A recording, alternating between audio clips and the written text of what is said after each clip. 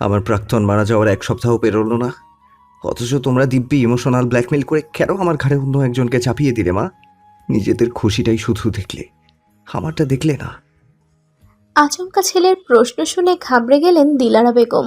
নতুন বউয়ের কাছে যাওয়ার আগে ছেলেকে মাঝপথে রুখে কটা ভালো মন্দ পরামর্শ দিতে চেয়েছিলেন, কিন্তু ছেলে যে হঠাৎ এহেন কথাবার্তা বলবে তার মাথায় ছিল না।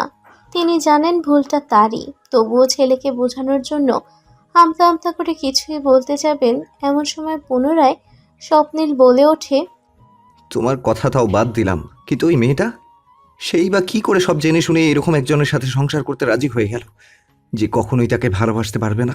বাবা, এখন এসব কথা থাক না। মাত্র বিয়ে হয়েছে তোর, কেউ শুনলে কি মনে করবে বল? তাছাড়াও বউয়ের সামনে এগুলো বলিস না, বেচারি যে কিছুই। কথাটা পুরোপুরি শেষ করতে পারলেন না দিলারা বেগম। তার আগেই স্বপ্নিলের কাজিনরা এসে হইচই করে নিয়ে গেল তাকে। নতুন বউ যে তার ছেলে বা তার অতীতের ব্যাপারে কিছুই জানে না, এ কথাটা ছেলেকে বলার সুযোগ মিলল না তার। একই সাথে মনে চেপে এলো ভয়। তার যদি ছেলে এখন বউয়ের সাথে খারাপ আচরণ করে তবে তিনি কি করবেন? মেয়েটা স্বপ্নিলের বাবার বন্ধুর কন্যা, তাকে ভালো রাখার কথা দিয়ে তো ঠিকই নিয়ে এসেছেন তার পরিবারের কাছে থেকে। এখন সব পরিকল্পনা ভেস্তে যাবে না তো? মনে ঢুকে গেল ভয়। তবুও একটা দীর্ঘশ্বাস ফেলে এক বুক সমান আশা নিয়ে সৃষ্টিকর্তার কাছে নিজের ছেলে ও ছেলের বউয়ের সাংসারিক জীবনের সুখ কামনা করলেন তিনি। বাসর ঘরে বসে আছে রাহিতা। দুরু দুরু বুকে কয়েক ঘন্টা আগে কবুল বলে নিজের হাওয়া মানুষটার অপেক্ষায় লাজুক পরনে অপেক্ষারত সে।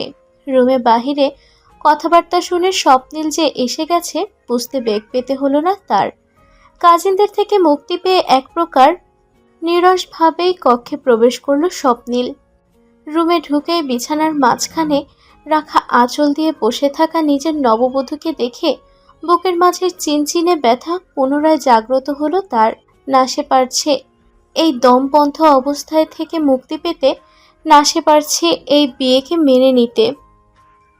উভয় সংকটে পড়ে এক প্রকার দিশেহারার মতোই কাপড় নিয়ে সোজা ওয়াশরুমে ঢুকে গেল সে। এদিকে স্বপ্নিলকে কোনো কথা না বলে এভাবে চলে যেতে দেখে কিঞ্চিত অবাকই হলো রাহিতা। মাথার আঁচল ফেলে সেভাবেই অপেক্ষা করতে লাগলো স্বপ্নিলের। আপনার কি শরীর খারাপ লাগছে? ফ্রেশ হয়ে আসা মাত্রই রাহিতার মুখে এ প্রশ্ন শুনে থেমে গেল স্বপ্নিল। সামান্য চমকে গেলেও প্রকাশ করল না বাহির থেকে। উত্তর না দিয়ে চুপচাপ বিছানায় গিয়ে শুয়ে পড়তেই পুনরায় কানে এলো চিহ্নিত রাহিতার নম্র কণ্ঠস্বর। শুনছেন, কথা বলছেন না কেন? আপনার কি খুব বেশি শরীর খারাপ লাগছে? খানিকটা চিন্তা নিয়েই প্রশ্ন করেছিল মেয়েটা, কিন্তু গতবারের ন্যায় এবারও তার আশায় গুড়ে বালি দিয়ে চুপচাপ অপর পাশ ফিরে বালিশে মুখ গুজে পড়ে রইল স্বপ্নিল। এবার চিন্তা বাদ দিয়ে রাহিতা প্রচণ্ড বিস্মিত হলো। বলা বাহুল্য, সে যে এমন ঠান্ডা প্রত্যাখ্যান মোটেও আশা করেনি সদ্য বিবাহিত স্বামীর থেকে। তবে কি স্বপ্নিল এ বিয়েতে খুশি নয়? সে কি তাকে পছন্দ করে না? এমন হাজারো প্রশ্নে নিমিষেই প্রশ্নবিদ্ধ হলো হৃদয়। কিন্তু এমন হলে স্বপ্নিল বা তার পরিবারের কেউও একদিনও তাদের বলল না কেন? স্বপ্নিলের পরিবার তো নিজ থেকেই প্রস্তাব দিয়েছিল তার জন্য। যেখানে দু পরিবারের মধ্যে এত ভালো সম্পর্ক, সেখানে ছেলে রাজি না থাকলে তো এমনি এমনি আর এত দূর আগাতো না সব কিছু, তাই না? এসব ভেবেই নিজ মনকে সান্ত্বনা দিল রাহিতা। অতঃপর বেশ ধীরে সুস্থে ঝুঁকে গেল বিছানার বাঁ পাশে, যেখানে চোখ বন্ধ করে গুটিসুটি মেরে শুয়ে আছে স্বপ্নিল। আস্তে করে ওর কপালে হাত রাখতেই ওর কোমল হাতের স্পর্শে আচমকা খুলে গেল স্বপ্নিলের চোখজোড়া। সে ঈষৎ রক্তিম চোখজোড়া যেন অনেক কিছু বলতে চাইছে রাহিতাকে। মুহূর্তেই এক অজানা ভয়ে ঢোক গিলে সে। অতঃপর কিছু বুঝে ওঠার আগেই এক ঝটকায় তার হাত সরিয়ে দেয় স্বপ্নিল। বহু কষ্টে নিজেকে আটকে রাখা এতক্ষণের চাপা ক্ষোভ যেন সমহিমার সামনে আসে। নিজেকে নিয়ন্ত্রণ না করে ক্রোধান্বিত স্বরে চেঁচিয়ে ওঠে, আর কত বেহায়া হবে তুমি? দেখছো না আমি কথা বলতে চাইছি না তোমার সাথে, অ্যাভয়েড করছি তোমায়। এত কিছুর পরেও তুমি আবার আমার গায়ে হাত দিচ্ছ, কি চাই তোমার? স্ত্রীর অধিকার নিতে চাও নাকি? আমার টাকা দেখে বিয়ে করে নিজের স্বার্থ হাসিল হয়নি? হঠাৎ এমন প্রশ্নে লজ্জায় অপমানে হতভম্ব হয়ে পড়ে রাহিতা। এ কোন স্বপ্নীলকে দেখছে সে? আজ পর্যন্ত তো কখনোই তাকে এভাবে কারোর সাথে কথা বলতে দেখেনি।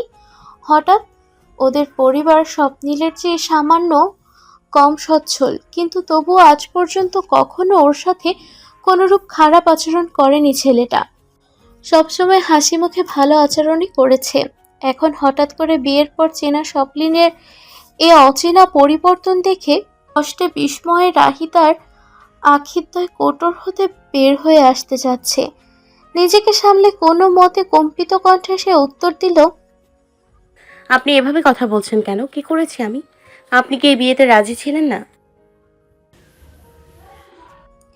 তাচ্ছিল্যের হাসি হেসে বলল স্বপ্নিল। ওর কথায় রহিতার বড় বড় আক্ষেপবলব ভর করে গড়িয়ে পড়ল দুফোঁটা অশ্রু। তবুও নিজেকে সামলে কিছুটা সময় নিয়ে তপ্ত সুরে পালাটা প্রশ্ন করল সে। যদি বিয়েতে রাজি ছিলেনই না, তবে কেন এই বিয়ে করলেন স্বপ্নিল? আমার জীবনটাকে কি ছেলে খেলা মনে হয়েছিল আপনার কাছে? একটাবার কেন বললেন না আপনি আমায় পছন্দ করেন না, অথবা এই বিয়ে করবেন না? নিজেরাই সেধে বিয়ের প্রস্তাব দিয়ে নিজেই এভাবে বাসর রাতে অপমান করার তো কোনো মানে হয় না, তাই না? টাকা নিয়ে কথা বলে আমার উপর যখন প্রশ্ন তুললেনই, তখন নিজেরই রং বদলানোর স্বভাবের কথা মনে পড়ল না? রাহিতার ব্যঙ্গাত্মক প্রশ্নেও তাচ্ছিল্য এতক্ষণের জ্বলন্ত ক্ষোভে যেন ঘি পড়ল। মুহূর্তে এগিয়ে এসে রাহিতার দু বাহু ধরে দাঁতে দাঁত চেপে স্বপ্নিল চেঁচিয়ে বলল, তোমার কি মনে হয় আমি শখের বশে তোমায় বিয়ে করেছি? যদি এমনটা ভেবে থাকো তাহলে ভুল ধারণা এক্ষুনি মাথায় থেকে বের করে দাও। কারণ আমি তোমাকে পছন্দ করি না। তোমায় বিয়ে করলেও কখনো ভালোবাসতে পারবো না। কারণ আমি আমার মন অলরেডি একজনকে দিয়ে ফেলেছি। সেখান থেকে ফিরে আসা সম্ভব নয়। তোমাকে এই বিষয়ে আমি আগেই বলতে চেয়েছিলাম, বিয়েটা ভাঙতেও চেয়েছি, কিন্তু নেহাতি মায়ের মুখের দিকে তাকিয়ে বিয়েটা করতে বাধ্য হয়েছি। নিজের শত কষ্ট হোক, তবু মা বলে কথা, তার কথার বিরুদ্ধে যাওয়ার স্পর্ধা নেই আমার। কিছুক্ষণ পর থেমে বলল, তুমি শুধু আমার নামের স্ত্রী, নিজেকে এর বেশি কিছুই ভাবার প্রয়োজন নেই, বুঝেছো? জোরে দু বাহু চেপে ধরায় হাতে ব্যথা অনুভব করছিল রাহিতা। চোখ বন্ধ থাকা অবস্থায় স্বপ্নিলের কথা শুনে হাত সরানোর জন্য ছটফট করতে থাকা রাহিতার চোখ বেয়ে আরেক ফোঁটা অশ্রু গড়িয়ে পড়ে। এতক্ষণ ক্রোধের বশে থাকলেও হঠাৎ সেই বন্ধ চোখের টলমলের স্বচ্ছ অশ্রুজল দেখে স্বপ্নিলের ভেতর কি যেন হয়। হুট করেই হাতের বন্ধন নিজ থেকেই হালকা হয়ে যায়।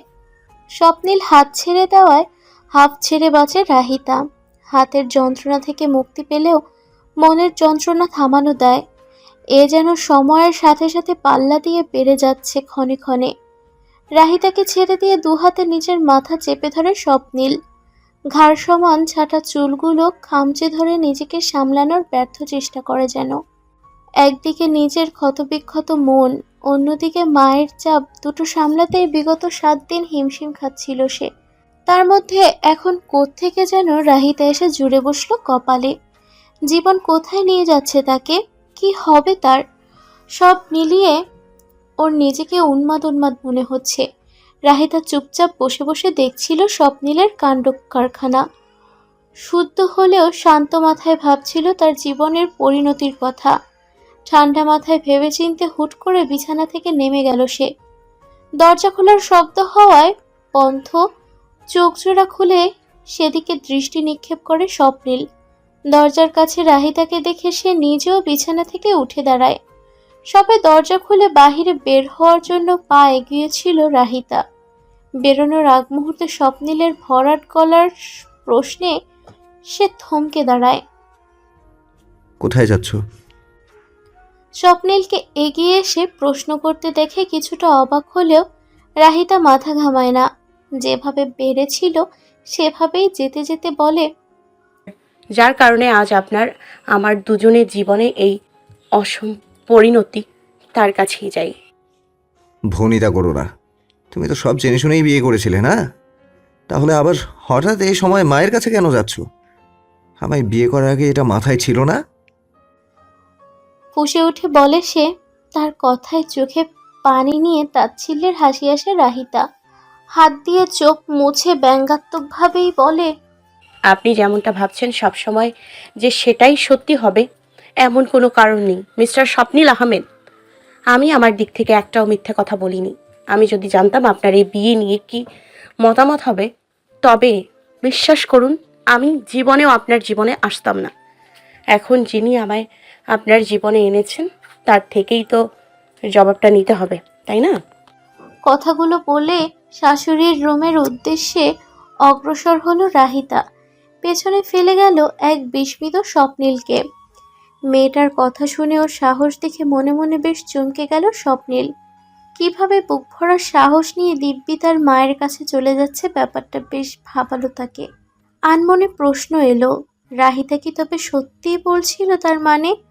ও কি তার অতীতের ব্যাপারে আসলেই কিছু জানতো না? এ কেমন ধোঁয়াশার মধ্যে ফেসে গেল সে?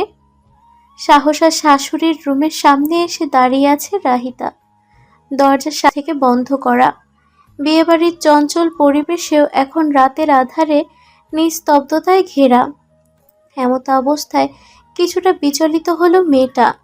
এতক্ষণ আবেগের বশে স্বপ্নীলকে কথা শুনিয়ে এত দূর চলে এলো ঠিকই, কিন্তু এ সময় শাশুড়িকে ডেকে আর কাঁচা ঘুমের ব্যাঘাত ঘটাতে মন সায় দিল না তার। একই সাথে মাথায় এলো, কেউ যদি তাকে বধূবেশে এ অবস্থায় স্বপ্নীলের রুমে ব্যতীত এখানে দেখে, তবে বিয়েটা মোটেও ঠিকভাবে নিবে না। আর যাই হোক, নিজেদের সম্পর্কের মারপ্যাচ বাহিরের মানুষদের দেখানোর মানসিকতা নেই তার মধ্যে। তাই মনের মধ্যে হাজারো প্রশ্নের ঘূর্ণিঝড় হলেও সবকিছু বিবেচনা করে ধৈর্য ধারণ করা বেছে নিল সে। কয়েক কদম পিছিয়ে এসে স্বপ্নীলের রুমের দিকে পা বাড়াতেই চোখে পড়ল তড়িৎ বেশে সরে যাওয়া স্বপ্নীলকে। কিন্তু চুপি চুপি স্বপ্নীল কেন ওর পিছে পিছে এসেছিল বোধগম্য হলো না রাহিতার। রুমে ঢুকে দরজা লাগিয়ে পেছন ফিরতেই বিছানায় বসে থাকা স্বপ্নীলের সাথে চোখে চোখ মিলে যায় তার। সে চোখে চোখ রেখেই স্বপ্নীল ব্যঙ্গাত্মক স্বরে প্রশ্ন ছড়ে। তো কি কথা হলো মায়ের সাথে? ওর কণ্ঠ শুনে ও কথার ধরন দেখে রাগে গা জ্বলে উঠল রাহিতার। ভাবখানা এমন করছে যেন এতক্ষণ এখানেই বসে থেকে তার জন্য অপেক্ষা করছিল। ক্ষিপ্ত রাহিতা দাঁতে দাঁত চেপে বলল, কেন? আপনি ঠিক মতো দেখতে পান না বুঝি? আমার পিছে এত দূরে গিয়ে কী লাভ হলো যদি কি হয়েছে জানতেই না পারেন? ধরা পড়ে যাওয়ায় এতক্ষণের কৌতুকপূর্ণ মুখভঙ্গি বদলে যায় স্বপ্নীলের। মেয়েটা তার মানে দেখেছে ওকে, আবার সেটা নিয়ে খোঁটাও দিচ্ছে। এ তো দেখা যায় ভালোই ফাজিল। মনে মনে এসব ভাবলেও কিছু বলতে গিয়ে শেষমেশ থেমে যায় স্বপ্নীল। বলা বাহুল্য, সারাদিন অনেক ধকল গিয়েছে, শারীরিক মানসিক উভয় দিক দিয়েই। তাই এখন তর্ক করে এনার্জি নষ্ট করার মানে হয় না, অন্তত এই ফাজিল মেয়েটার সাথে তো নয়ই। মনে মনে ভেবে বিছানায় শরীর ছেড়ে দিয়ে চোখ বন্ধ করল সে।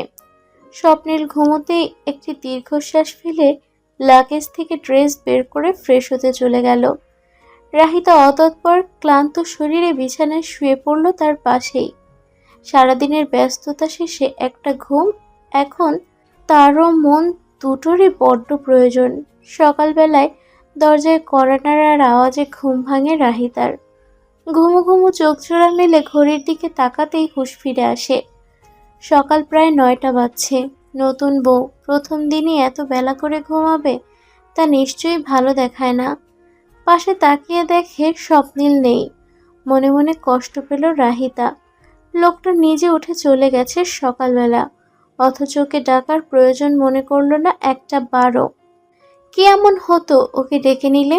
কিন্তু পরক্ষণেই তার মনে হলো যে ছেলেটা তাকে এখনো মন থেকে বউ হিসেবে স্বীকার করেই না, সে কেন যেচে পড়ে তার সাথে কথা বলবে। স্বপ্নীলের কথা ভাবতেই কাল রাতের কথোপকথন পুনরায় মাথা চাড়া দিয়ে উঠল রাহিতার।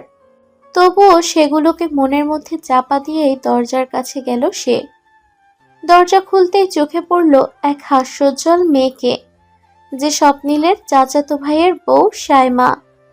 কাল বিয়েতে তার সাথে পরিচয় হয়েছে রাহিতার। তাকে দেখে রাহিতাও মুখে হাসি টেনে বলল, সরি ভাবি, উঠতে একটু লেট হলো। সবাই উঠে গেছে না? কখন এত বেলা হয়েছে আমি টেরই পাইনি। আরে কোনো সমস্যা নেই পাগলি, বিয়ের প্রথম প্রথম এমন হয়। আমরাও তো শেষ সময় পার করে এসেছি নাকি, বুঝতে পারছি তোমার অবস্থা। সাইমার রসিকতাপূর্ণ কথায় হাসবে না লজ্জা পাবে ঠিক বুঝে উঠতে পারছিল না রাহিতা। মনে মনে শুধু বলল, যদি তোমাদের মতো আমার বিয়েটা একটা স্বাভাবিক বিয়ে হতো তাহলে হয়তো তোমার কথা ঠিক হতো ভাবি। কিন্তু আমার বর, সে আমার মন থেকে চায় না, চাপে পড়ে বিয়ে করেছে। কি গো, কি ভাবছো মনে মনে, আমার দেবরের কথা নাকি? সাইমার ডাকে মনের চিন্তা ভাবনা থেকে বেরিয়ে আসে রাহিতা। বিনিময়ে নম্র সুরে বলে, ভাবছিলাম কি আমি এখন কি পরবো, শাড়ি তো পরতে পারি না আমি, সব সময় মা পরিয়ে দিত। তুমি কি আমায় হেল্প করবে ভাবি? কেন নয়, অবশ্যই হেল্প করব, এজন্যই তো এখানে। নয়তো কি আর এমনি এমনি এসেছি? তুমি গোসল করে এসো, আমি শাড়ি পরিয়ে রেডি করে দিচ্ছি। তোমার শাশুড়ি মাই পাঠিয়ে দিলেন আমায়, তার একমাত্র পুত্রবধূকে জাগিয়ে রেডি হয়ে নিচে নিয়ে যেতে বলল। জানো চাচি, তোমার ভীষণ ভালোবাসে তোমায়। রাহি, তুমি অনেক লাকি, সবার শাশুড়ি এমন হয় না। সাইমার কথায় বাহির থেকে হাসলেও ভেতরে ভেতরে কিছুটা তাচ্ছিল্যের হাসি আসলো রাহিতা। সে নিজেও জানে দিলারা বেগম তাকে ভালোবাসেন, কিন্তু তবুও তিনি স্বার্থপরের মতো তাকে পুরো সত্যতা না জানিয়ে এমন একটা সিদ্ধান্ত কিভাবে নিলেন তা বেশ ভাবাচ্ছেন তাকে। যে করেই হোক আজ ওনার সাথে কথা বলতেই হবে, তার শুনতেই হবে সব কিছু, নয়তো সারা জীবন এভাবে সমঝোতা করে কিভাবে চলবে সে স্বপ্নিলের সাথে। নিজের এসব ভাবনার মাঝেও একটা জিনিস নজর এড়ালো না রাহিতার, তা হলো এতক্ষণ হাসি মুখে সব কথা বললেও শেষের কথাটা কিছুটা দুঃখের সাথেই বলল সাইমা। তার মুখভঙ্গি দেখে কপালে ভাঁজ পড়ল রাহিতার। কিছু জিজ্ঞেস করবে তার আগেই তাকে ঠেলে ঠুলে ওয়াশরুমে পাঠিয়ে দিল সাইমা। কোনো কিছু বলার সুযোগই আর পেল না সে। মেরুন রঙের জামদানি পরে আয়নায় তাকিয়ে নিজেকে দেখছে রাহিতা। সাইমা তাকে শাড়ি পরিয়ে দিয়ে শাশুড়ির ডাকে নিজে চলে গেছে দ্রুত পায়ে। উজ্জ্বল তাকে মেরুন রং বেশ মানিয়েছে তার গায়ে। গোসল করে আসা ভেজা চুলে আয়নার সামনে শাড়ি পরিহিত রাহিতাকে সদ্য ফুটে ওঠা গোলাপের ন্যায় দেখাচ্ছে। আয়না থেকে নজর সরিয়ে রুম থেকে বের হবে এমন সময় সেখানে প্রবেশ করে স্বপ্নিল। আস্তে ধীরে হেঁটে আসায় রাহিতা খেয়াল করে কাল রাতের তুলনায় কিছুটা অন্যরকম দেখাচ্ছে তাকে। চোখে মুখে যেন স্পষ্ট কালচে ভাব। কৌতূহলী চোখে সেদিক চেয়ে কিছু বলবে তার আগেই তাকে এক প্রকার ইগনোর করে রুম পেরিয়ে বারান্দায় চলে যায় স্বপ্নিল। এক পলক দেখেও না ওর দিকে। এতে ভেতরে ভেতরে খানিকটা অভিমান জমলেও বাহিরে তা প্রকাশ না করে রুম থেকে বের হচ্ছিল সে। হঠাৎ কি মনে করে বারান্দায় যেতেই চোখ পড়ল হাতে সিগারেট ধরে রাখা স্বপ্নিলকে এক দৃষ্টিতে আকাশের দিক চেয়ে বিষণ্ণ মনে ধোঁয়া ওড়াচ্ছে। এই স্বপ্নিল রোদেলা সকালেও তার চোখে মুখে স্পষ্ট আধার। স্বপ্নিলের এমন চেহারা দেখে খারাপ লাগার পাশাপাশি সামান্য অপরাধবোধ হলো রাহিতার। একটু কি সময় দেওয়া যেত না ছেলেটাকে? কেন এত তাড়াতাড়ি সবকিছু করতে হলো? প্রত্যেকটা মানুষেরই সময়ের সাথে সবকিছু মানিয়ে নেওয়ার একটা ব্যাপার থাকে, যেটা স্বপ্নিল পায়নি। এসব ভেবেই সেখান হতে প্রস্থান করছিল রাহিতা। এমন সময় কানে এলো স্বপ্নিলের শান্ত কণ্ঠস্বর। চোরের মতো পেছনে দাঁড়িয়ে না থেকে কিছু বলার থাকলে সামনে এসে বলো। চমকে উঠে পেছন ফিরল রাহিতা। না, এখনো স্বপ্নিল আগেরকার মতোই রেলিংয়ের সাথে হেলান দিয়ে ঠায় দাঁড়িয়ে।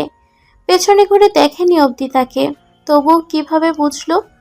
বিস্ময়কে সাথে নিয়েই খানিকটা এগিয়ে এসে সে প্রশ্ন করল, আপনি কোথায় গিয়েছিলেন সকাল সকাল? উত্তরের আশায় অপেক্ষা করা রাহিতাকে হতাশ করে চুপ রইল স্বপ্নিল। বিষয়টাকে উপেক্ষা করে রাহিতা পুনরায় প্রশ্ন করল, আপনি সিগারেট কেন খাচ্ছেন? আপনি না আগে এসব খেতেন না? একদম বউয়ের মতো আচরণ করবে না। কেন করব না? বিয়ে করার সময় এটা মাথায় ছিল না যে ঘরে বউ নিয়ে আসছেন? এবার স্বপ্নিলের উত্তর না পাওয়ায় রাগ হলো রাহিতার। কয়েক কদম এগিয়ে তেজি হস্তে সিগারেটটি কেড়ে নিল ওর হাত থেকে। অতঃপর তা নিচে ফেলে দিতে উদ্যত হতেই তার হাত ধরে ফেলল স্বপ্নিল। পেশিবহুল পুরুষালী হাতে নিমিষেই কেটে গেল তার ক্ষুদ্রকায় হাতটি। রেলিংয়ের গা ঘেঁষে দাঁড়িয়ে থাকা রাহিতা বেশ কিছুটা জোর খাটিয়ে হাত সরানোর চেষ্টা করেও ব্যর্থ হলো স্বপ্নিলের শক্তির কাছে। অতঃপর স্বপ্নিল এখনো নীরব থাকায় বিরক্তিকর কণ্ঠে সে বলে উঠল, কি সমস্যা আপনার? ছাড়ুন হাত, ফেলে দিব আমি এটা। ওকে, ছাড়ছি হাত। বলে আচমকা হাত ছাড়তেই অপ্রস্তুত ভঙ্গিতে পেছন দিকে ঝুঁকে যায় রাহিতা। ফলশ্রুতিতে গ্রিলহীন বারান্দা হতে পড়ে যেতে ধরে সে। চোখ মুখ কুঁচকে এক বিকট চিৎকার দেওয়ার প্রস্তুতি নিতেই পুনরায় তার হাত আঁকড়ে ধরে স্বপ্নিল। শক্ত মুঠোয় রাহিতার হাত পেঁচিয়ে ওকে আরও খানিকটা পেছনে ঝুঁকিয়ে শীতল কণ্ঠে বলে, ফেলে দেই তোমাকে এবার? কি বলো? ভয়ে বাকরুদ্ধ রাহিতা চোখ মেলাতেই আখিদয় মিলিত হলো স্বপ্নিলের ঈষৎ লালচে চোখ জোড়ার সাথে, যে চোখের ভাষা পড়তে ব্যর্থ হলো সে। রাহিতাকে চুপ থাকতে দেখে স্বপ্নিল হাতের বাঁধন খানিকটা ঝাঁকিয়ে করে ঠান্ডা গলায় আবারও বলল, চুপ কেন? এবার বলো, ফেলে দিই তোমায়? ভয়ে চোখ মুখ কুঁচকে ধীর কণ্ঠে রাহিতা জবাব দিল, যদি পারেন ফেলে দিন। তুমি কি মনে করেছো আমার মধ্যে সাহস নেই? আমায় চ্যালেঞ্জ করছো তুমি? দেখাতে হবে তোমায়। ওকে দেন, গুড বাই মিসেস রাহিতা। তির্যক হেসে গটগট করে কথাগুলো বলেই হাতের বন্ধন ঢিলে করে দিল স্বপ্নিল। এতক্ষণ মনের মাঝে সাহস নিয়ে ঝুঁকে থাকা রাহিতা যেন শ্বাস আটকে গেল কণ্ঠনালীতে। তবে কি স্বপ্নিল সত্যিই ওকে নিয়ে নিচে ফেলে দিবে? শান্ত পরিবেশ, নিশ্চুপ ভঙ্গিতে পেছনে ঝুঁকে আতঙ্কিত মুখে স্বপ্নিলের চোখের দিকে চেয়ে আছে রাহিতা, যে চোখে স্পষ্ট শূন্যতা বিরাজমান। হুট করে স্বপ্নিল হাত ছেড়ে ছেড়ে দেওয়ায় ভয়ে চোখ মুখ কুঁচকে ফেলল রাহিতা। এই বুঝি পড়ে যাবে মনে হতেই তৎক্ষণাৎ পুনরায় হাত চেপে ধরে স্বপ্নিল। অতঃপর চোখ খোলার আগেই হ্যাচকা টানে আচমকা তার বুকে এসে পড়ে রাহিতা। সবকিছু এতটাই আকস্মিকভাবে ঘটল যে ভয়ে বিস্ময়ে স্তম্ভিত হয়ে আছে মেয়েটা। অপরদিকে স্বপ্নিলকে এত কাছে থেকে অনুভব করতে পেরে এক অন্যরকম অনুভূতিতে বশীভূত হয় তার মন। স্বপ্নিলের বুকে মাথা রেখে সেভাবেই তার হৃদস্পন্দন শোনার চেষ্টা করছিল সে। এরই মধ্যে তাকে বুক থেকে সরিয়ে দেয় স্বপ্নিল। দু হাতে বাহু চেপে ধরে সামান্য দুরন্ত দৃষ্টি করে দুজনের মাঝে। কেমন লাগলো? রসিকতামূলক প্রশ্ন করেই সরু চোখে অপর ফাঁস ফিরে রাহিতা। তাকে ভয় দেখানোর প্রচেষ্টায় সফল হওয়ায় এবার যে মজা নিবে স্বপ্নিল তা বেশ বুঝছে সে। রাহিতাকে চুপ দেখে স্বপ্নিল পুনরায় তার বাহু ঝাঁকিয়ে প্রশ্ন করে, খুব ভয় পেয়েছিলে? স্বীকার করতেই পারো, আমি মাইন্ড করব না। ধুর, আপনি একটা খুব বাজে লোক। বিরক্তিকর কণ্ঠে কথাটা বলে স্বপ্নিলের থেকে নিজ হাত ছাড়িয়ে তাকে ঈষৎ ধাক্কা দিয়ে সরিয়ে বারান্দা থেকে চলে যেতে যেতে বলল রাহিতা। পেছন ফিরলে সে দেখতে পেত স্বপ্নিলের ঠোঁটের কোণে এক প্রস্ফুটিত শুষ্ক হাসি। নিচে নামতেই শাশুড়ি ও অন্যান্য আত্মীয়দের মুখোমুখি হলো রাহিতা। সবাই যেন ওর জন্যই অপেক্ষা করছিল, সেভাবেই হাসলো ওকে দেখে। বিনিময়ে সেও ইতস্তত হেসে সকলের মাঝে গিয়ে বসল। শুরু হলো নতুন বউকে দেখে প্রশংসা করলো সবাই। একই সাথে তাকে খ্যাপানো থেকে শুরু করে বিভিন্ন রকম হাসি ঠাট্টা গল্পের পাশরায় জমে গেল আসর। বলা বাহুল্য স্বপ্নিলের বাবা মারা গেছেন। ওর একটা একাদশে পড়ুয়া ছোট বোন আছে। লেখাপড়ার পাঠ চুকানোর আগেই তার মা বাবা মারা যায়। ভার্সিটিতে ওঠার শুরু থেকেই তার বাবার রেখে যাওয়া ব্যবসায় হাত দিতে হয় তাকে। অল্প সময়ে দায়িত্বের বোঝা ঘাড়ে চেপে যাওয়ায় বাধ্য হয়ে একা হাতে যতটুকু পেরেছে বেশ ভালোভাবে সব দিকে সামলে রেখেছে সে। এসব নিয়েই কথা হচ্ছিল। বেশিরভাগ আলোচনা স্বপ্নিলকে ঘিরে। তার কি পছন্দ অপছন্দ এসব রাহিতাকে জানানোর উদ্দেশ্যই যে তার শাশুড়ি করছে বুঝতে বাকি রইল না তার।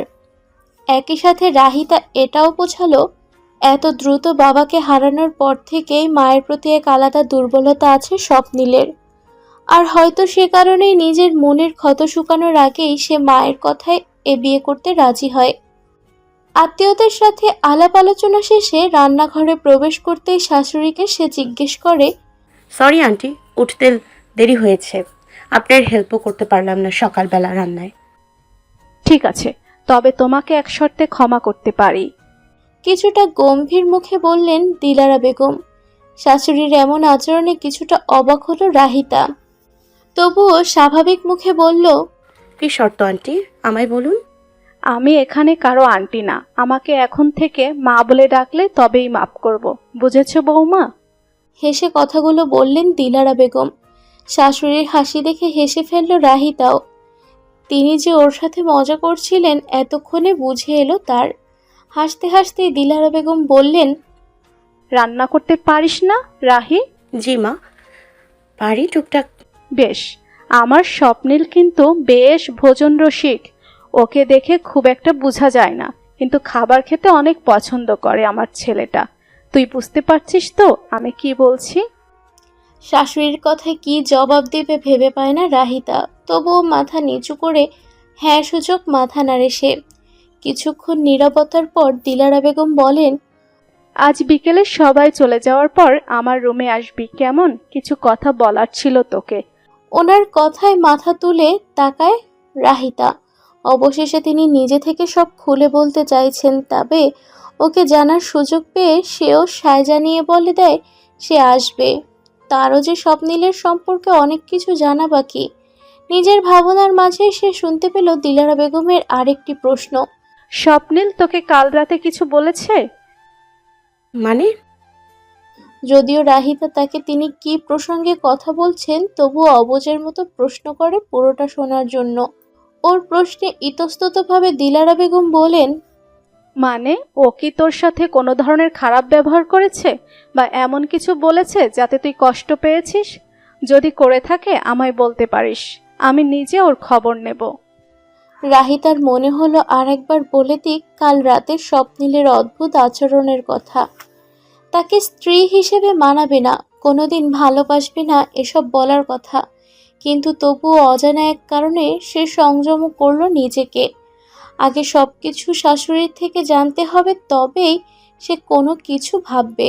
তাই মুখভঙ্গি স্বাভাবিক করে মলিন হেসে বলল, না মা, তেমন কিছুই হয়নি। আসলে আমরা খুব বেশি টায়ার্ড ছিলাম তো, তাই দুজনেই ঘুমিয়ে পড়েছি দ্রুত। কেন, কিছু হয়েছে নাকি মা? রাহিতার কথায় এতক্ষণ চেপে রাখা শ্বাস ছাড়লেন দিলারা বেগম। স্বপ্নিল যে রাহিতার সাথে কোনো খারাপ আচরণ করেনি ভেবে খুশি হলেন তিনি। যাক, তার ছেলে নিজেকে সামলে নিতে শিখেছে, এখন রাহিতাকে মেনে নিলেই হয়। মনে মনে প্রার্থনা করলেন উনি। হাসি মুখে বললেন, আরে না, আমি তো এমনি বলেছিলাম। বয়স হয়ে গেছে তো, কখন কি বলি ঠিক নাই। তুই এখন বাহিরে যা, তোর কাকি শাশুড়িদের কাছে যা, আমিও আসছি। অতঃপর একটি দীর্ঘশ্বাস ফেলে মাথা নাড়িয়ে রান্নাঘর থেকে বের হয়ে আসে রাহিতা। বের হতেই পথিমধ্যে দেখা হয় স্বপ্নিলের সাথে। ওর দিকেই অদ্ভুত দৃষ্টিতে তাকিয়ে আছে সে। এ দৃষ্টি সম্পূর্ণ ব্যতিক্রম, কোমল দৃষ্টি, যেন কোনো কারণে ওর কাছে কৃতজ্ঞ সে। স্বপ্নিলকে এভাবে তাকিয়ে থাকতে দেখে কিছুটা চমকে ওঠে। চোখের ইশারায় রাহিতা জিজ্ঞেস করে, কি? স্বপ্নিল উত্তর দেয় না। কিছুক্ষণ ওর চোখে সেভাবে চেয়ে থেকেই হঠাৎ ধরা পড়ে চোরের ন্যায় এদিক সেদিক তাকিয়ে উসখুস করে কেটে পড়ে রাহিতার সামনে থেকে। হঠাৎ করে কি এমন হলো তার?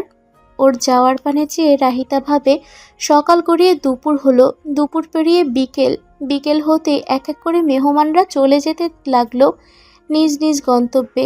স্বপ্নিলও বাইরে চলে গেছে, ওর আসতে আসতে রাত হবে। বাসা ফাঁকা হয়েও সুযোগে শাশুড়ির রুমে চলে গেল রাহিতা। সকাল থেকেই যে এ মুহূর্তটার অপেক্ষা করছিল সে, তাই তো সময় পেতেই এক মুহূর্ত বিলম্ব করেনি।